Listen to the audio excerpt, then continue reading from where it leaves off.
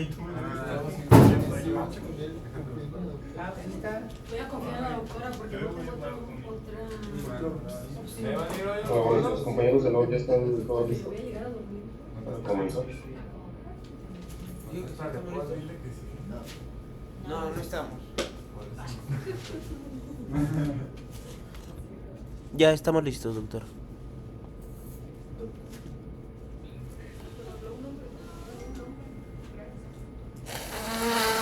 Recording in progress.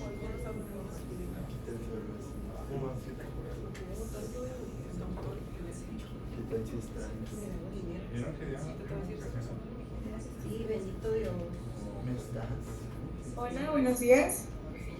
Soy la doctora Cabrera, R3 del servicio de la sede de Aguascalientes, y el día de hoy vamos a ver lesiones ligamentarias del tobillo.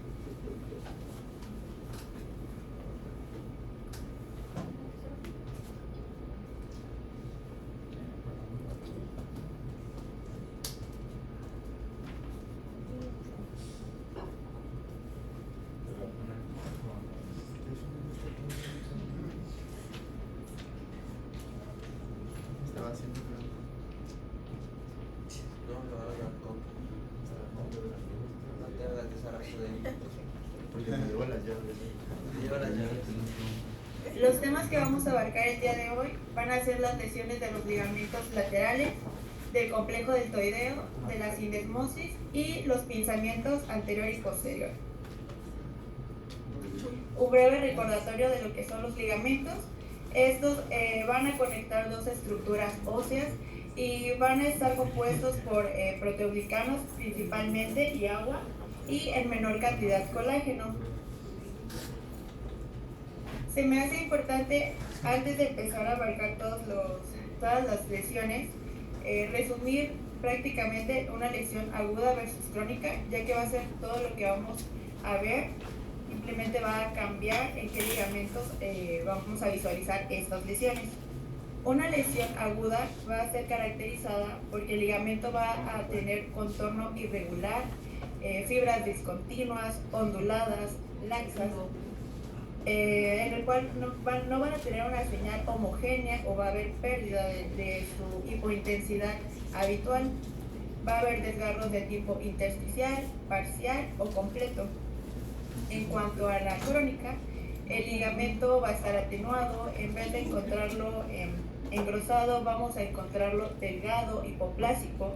Va a ser lo más frecuente. Sin embargo, sí hay excepción a la regla, lo podemos encontrar al contrario, aumentado en su grosor, hiperplásico, pero los contornos de este van a ser irregulares, y estos usualmente no se van a encontrar asociados a edema o hemorragia asociada, como las lesiones agudas, en su mayoría sí. Como les digo, va a haber grados de lesión de los ligamentos, en el cual pues va a haber 3 grados. El grado 1 es un estiramiento o una elongación del ligamento como tal, en el cual vamos a encontrar edema periligamentoso, o incluso encontrarlo dentro de él. Lo vamos a visualizar como una hiperintensidad anormal en el ligamento, el cual nos va a hablar propiamente del edema o una hemorragia inclusive. De hecho, la mayoría de los casos, en un 70% de ellos, van a ser una lesión grado 1. Posteriormente, un grado 2 es un desgarro parcial. Aquí ya va a haber una pérdida de la continuidad. Sin embargo, solo va a abarcar las fibras superficiales. No va a haber una solución de todo el espesor del ligamento, al contrario del grado 3, que ya es una rotura completa. Ahí sí va a haber una solución de continuidad de toda la profundidad o de todo el espesor de este. En un grado 3, más o menos o aproximadamente se encuentra el 20% de los casos, y ya el último es el grado 2, nada más un 10% de los casos vamos a encontrar una lesión grado 2. Para empezar las lesiones, vamos a empezar con ligamentos laterales. Estos ligamentos son los que más frecuente vamos a encontrar afectados, son los que en su mayoría la gente suele presentar una lesión. ¿Cuáles van a comprender estos? Los ligamentos talofibular anterior, calcáneo peroneo y talofibular posterior. En los siguientes ejemplos, en su imagen de la izquierda, vemos una resonancia magnética del tobillo. Ambas son en adquisición axial y ponderadas en T2, en el cual en la imagen de la izquierda observamos el ligamento talofibular anterior íntegro, de un grosor homogéneo, su hipointensidad habitual, no vemos una solución de continuidad. Sin embargo, en su imagen de la derecha tenemos el ligamento talofibular anterior, vemos una pérdida de su morfología, pérdida de la continuidad. Estamos hablando de una rotura completa del ligamento. Cuando el ligamento se rompe, va a haber una sustitución de este espacio por líquido, que es lo que estamos observando en esta imagen. Otro ejemplo, en su imagen de la izquierda, tenemos una resonancia de tobillo ponderada en T2, en axial, y en este caso tenemos el ligamento talofibular posterior, en el cual observamos nuevamente un desgarro total, hay una pérdida de su morfología, hay una solución de continuidad de todo el espesor, lo vemos todo heterogéneo, y por lo mismo que les digo que hay una rotura total, pues algo tiene que ocupar este espacio que ocupaba el ligamento, en este caso el líquido, que es lo que estamos observando hiperintenso en esta imagen. En su imagen de la derecha tenemos una resonancia en adquisición axial oblicua ponderada en T2 también, perdón, T1, con saturación grasa. Y aquí observamos el ligamento calcáneo peroneo, el cual también se visualiza una pérdida de su continuidad, es también un desgarro total, no observamos su inserción hacia el calcáneo, por lo cual también encontramos, la flechita nos está señalando esa hiperatenuación que vemos, es como el líquido que está pues sustituyendo este espacio también. En cuanto a las lesiones del ligamento deltoideo, el ligamento deltoides también se le conoce como un ligamento colateral medial del tobillo. Ya habíamos visto en la clase pasada que va a tener dos componentes, el componente superficial y el componente profundo, el cual pues la diferencia es que el profundo es intraarticular. El superficial vamos a tener que estar compuesto por el ligamento tibio-calcáneo, tibio-navicular, tibio-astragalino, superficial posterior y el tibio spring. Y en su componente profundo solo vamos a encontrar el ligamento tibio-talar anterior y el profundo posterior. Y en conjunto se van a encargar de darle la estabilidad al tobillo. Las lesiones de pronación, eversión y de rotación extrema van a ser las que van a provocar este tipo de lesiones en los ligamentos deltoides. Sin embargo, no se asocian a un mecanismo como tal. Se dice que múltiples mecanismos pueden ocasionar una lesión en este ligamento.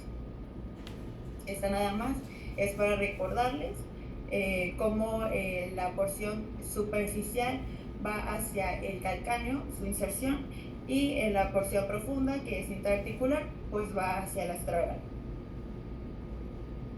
Entonces tenemos dos imágenes. En su imagen de la izquierda estamos observando una resonancia en ponderación intermedia en una adquisición coronal, en el cual son el mismo paciente, solo que el otro está en una adquisición sagital. Es importante recordarles que en la clase pasada se comentó que hay ciertos ligamentos el cuales no tienen un patrón típico, el de hipointenso homogéneo. Hay algunos que tienen más un aspecto estriado, que en este caso son los ligamentos del ligamento deltoideo en su porción profunda.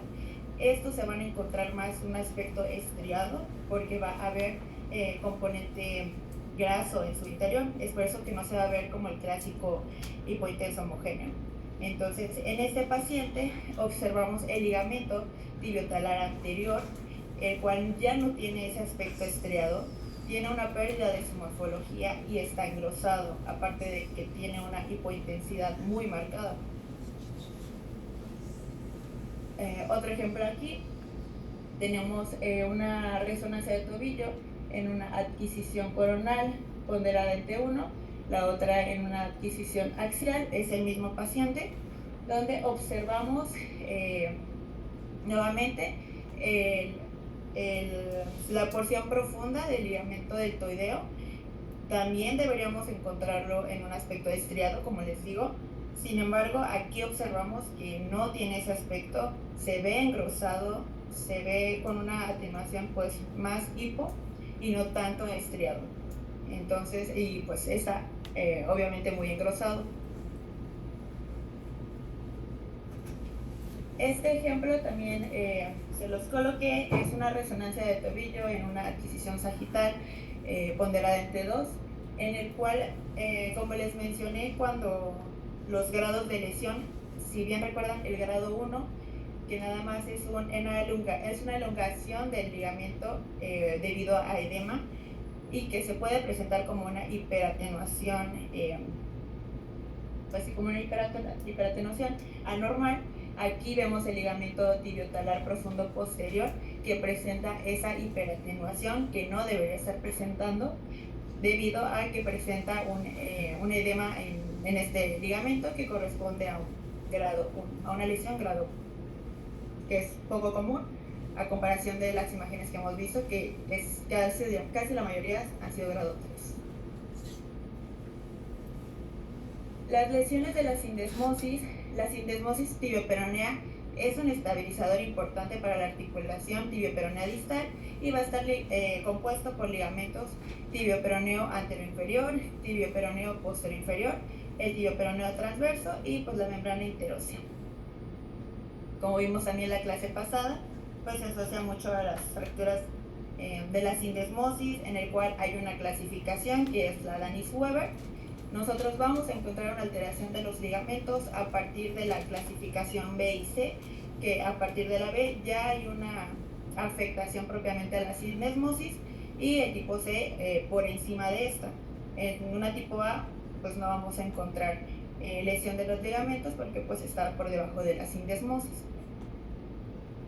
Realizamos nosotros una resonancia magnética a nivel del pilón tibial para diagnosticar una lesión ligamentaria. En la bibliografía en la cual pues revisé para las lesiones de sindesmosis, ellos abarcaban 2 criterios para nosotros poder decir que efectivamente tiene una lesión del ligamento o una rotura.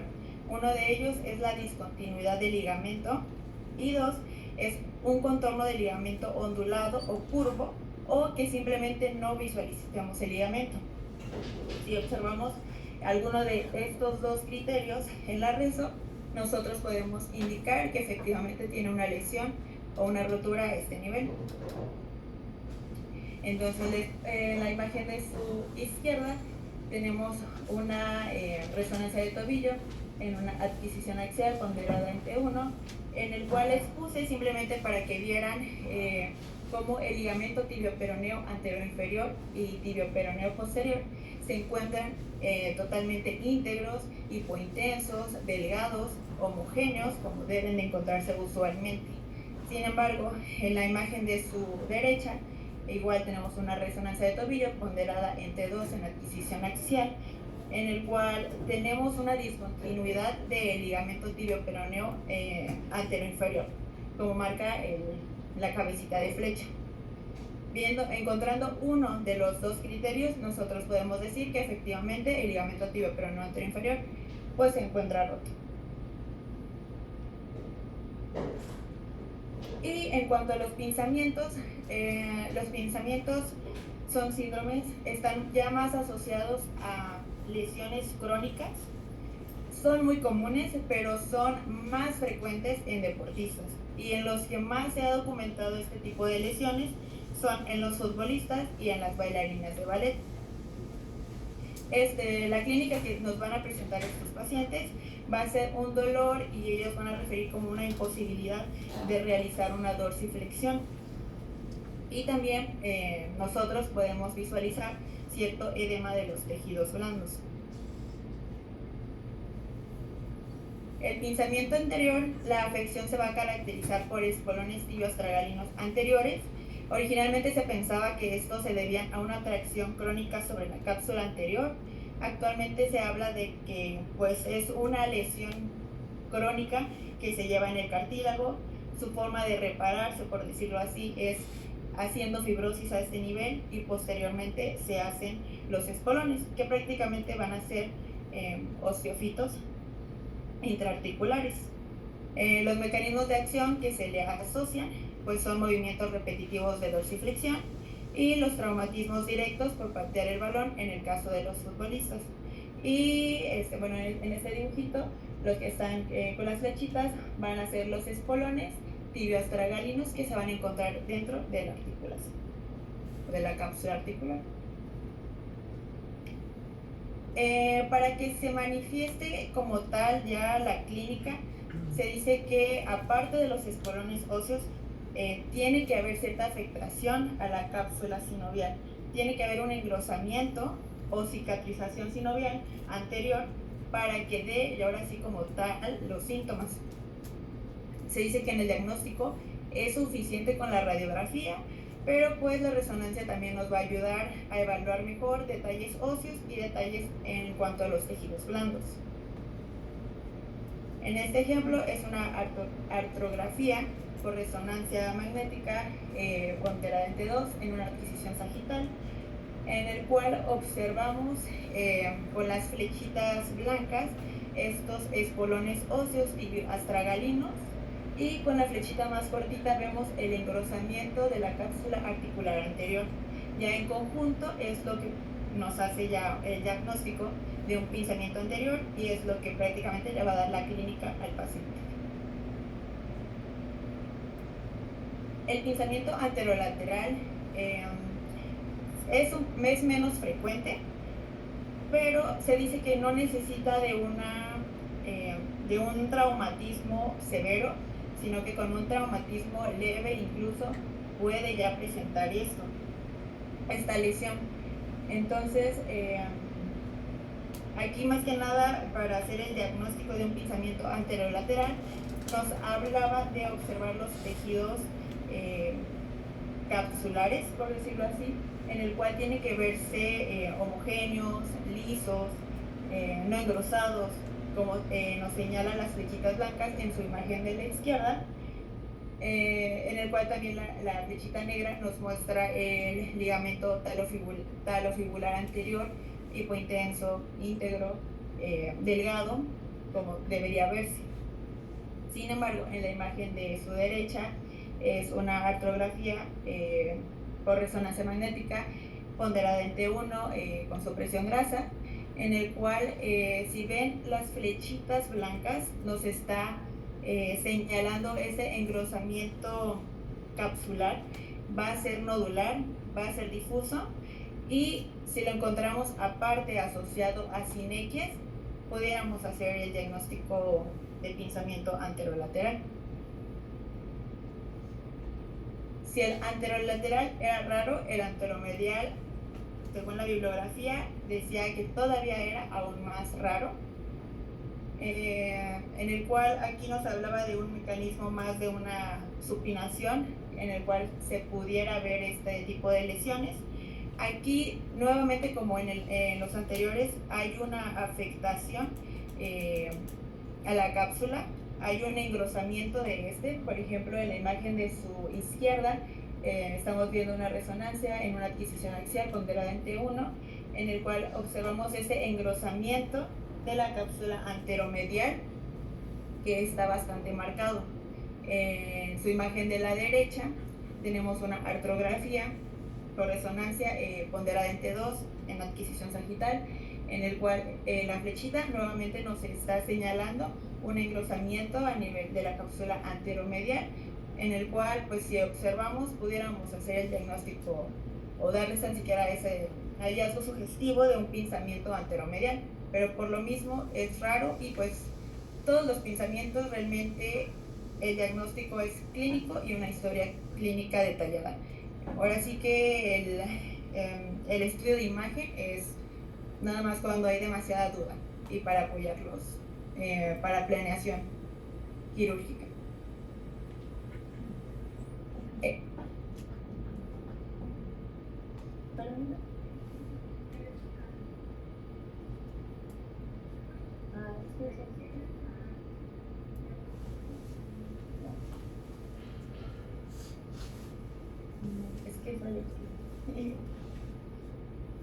El pinzamiento posterior se refiere a un grupo de entidades patológicos que van a resultar de la flexión plantar forzada aguda repetitiva del pie. Es por eso que este tipo de pinzamiento se ha reportado más en las bailarinas de ballet por el movimiento de dorsiflexión repetitivo que tienen.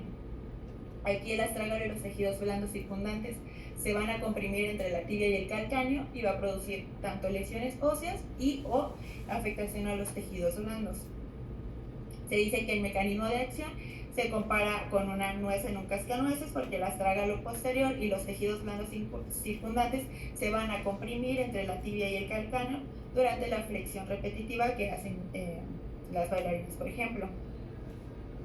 El diagnóstico, como les digo, se basa en una historia clínica detallada, en un examen físico también detallado, y pues los estudios de imagen pues son ahora sí que para respaldar ese diagnóstico o si hay duda de diagnóstico.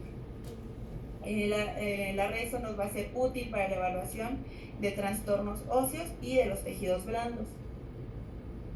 En su imagen de la izquierda observamos un fast echo spin con saturación grasa, en el cual es una adquisición sagital, encontramos que hay una hiperintensidad en el astragalo posterior, el cual nos dice que hubo una contusión a este nivel, o sea, a un nivel óseo. Todos estos hallazgos son los que nos van a dar, o un pinzamiento posterior nos puede mostrar en la res, ¿vale? Este es una contusión a nivel óseo. En su imagen de la derecha tenemos una reso de tobillo en adquisición sagital ponderante 1, en el cual vemos un engrosamiento muy marcado de la cápsula posterior, que este es otro de los hallazgos que también nos puede hacer pensar en un pinzamiento posterior.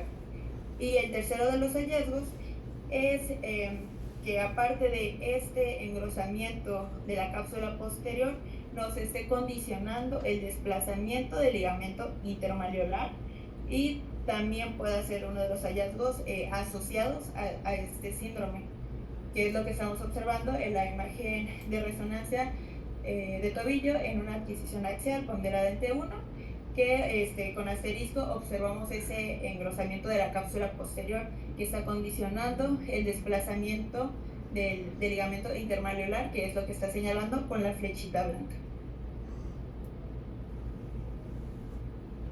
Como conclusión, en este tema sí es muy importante saber la anatomía normal del tobillo y asociarla con la lesión propiamente, con el mecanismo de la lesión que tuvo el paciente.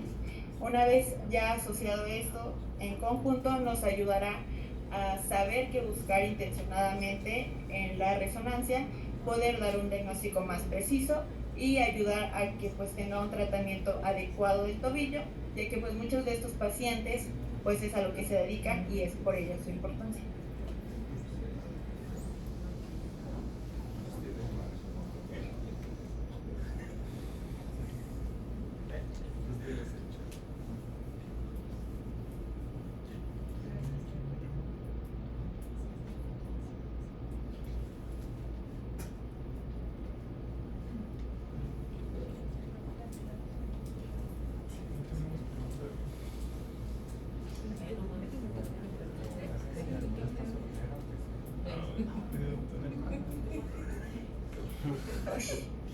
¿Tienen alguna pregunta?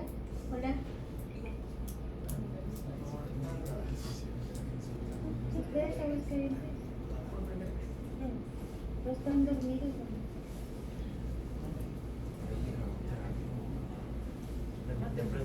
¿Leon, alguna pregunta, alguna duda, comentario?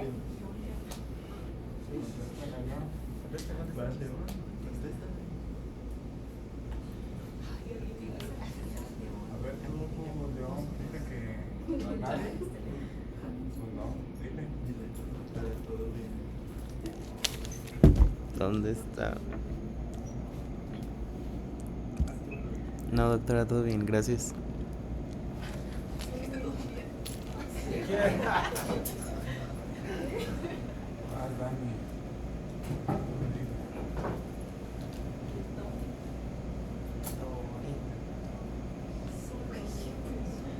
Bueno, nada más para recordarles, los pinzamientos de tobillo no son frecuentes, pero nos asemejan a la patología que ya vimos antes, como capsulitis en el hombro, que ese sí es un poco más frecuente de los pinzamientos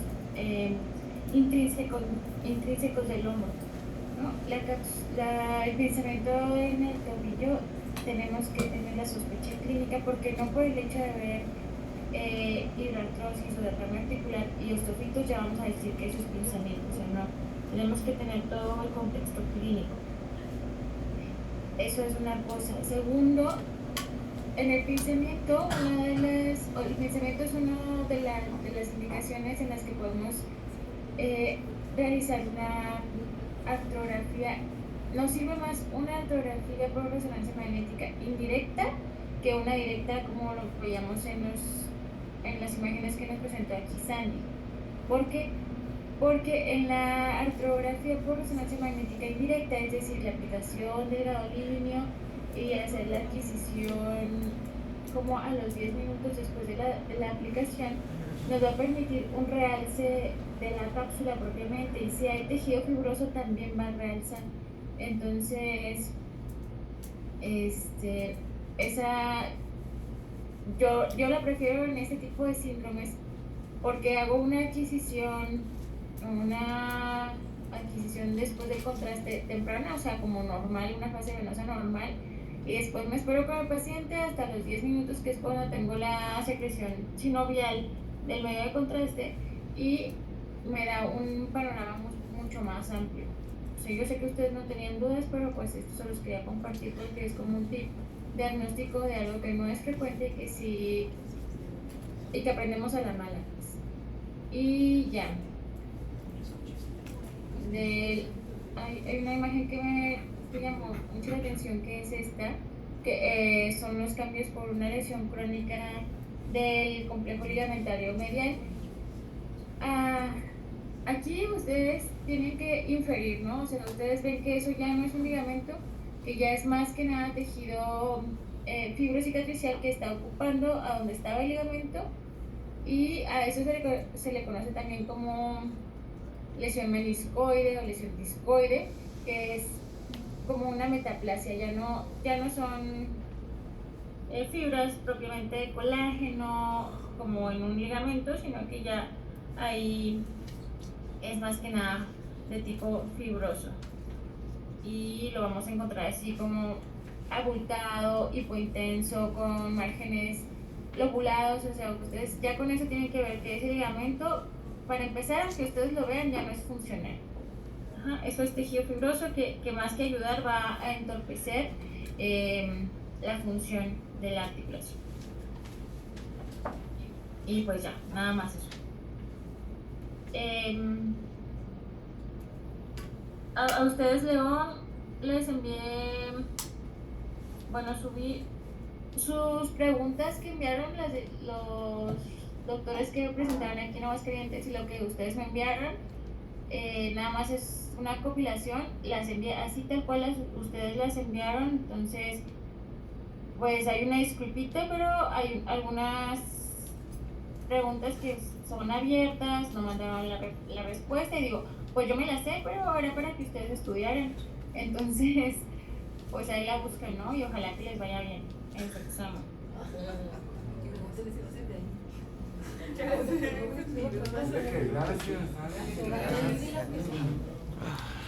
Ay, bueno.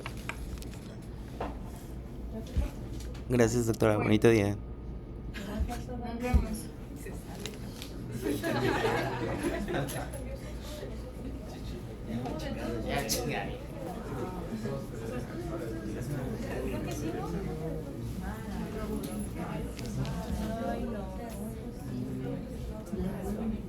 Desde las 7:30.